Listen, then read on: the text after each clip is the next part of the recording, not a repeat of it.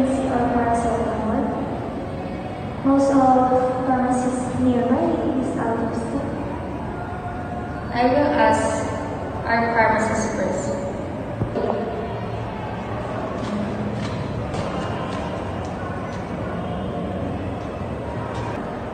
We're managing limited supplies, ma'am, but we'll do our best to assist you.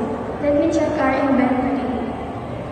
Cassie, can you check if we still have paracetamol or vitamin C in stock? Wait, I'll go check now.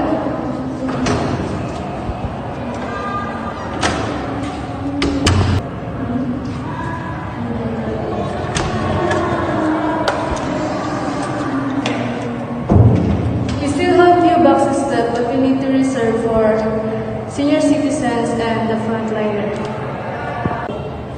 That's right. We created a fair distribution plan to make sure everyone gets the latest deal. I really appreciate that. Thank you for helping me in my delivery. Sure thing, Mom. Keep safe.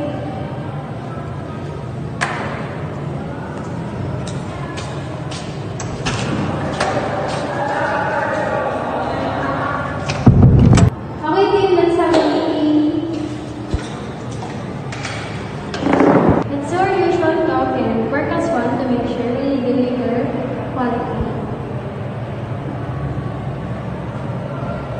I'll keep checking the expiration dates and keep disinfecting all the deliveries before we put it on shelves.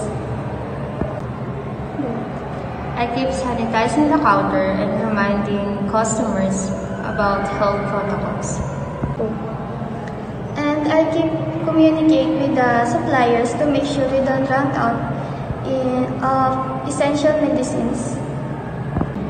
That's the spirit. Let's stay united and continue earning the trust of the community. This pandemic taught us that quality service isn't just about products. It's about responsibility and quality. To teamwork and communication, we make our pharmacy a safe place for everyone. Every effort comes from checking stocks to giving advice to customers. As a customer, I feel safe and cared for.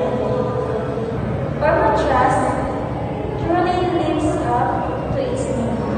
We are Pharma Trust Pharmacy, the trusted care, quality medicine, and your health is our priority. Tapos di pa rin na-play.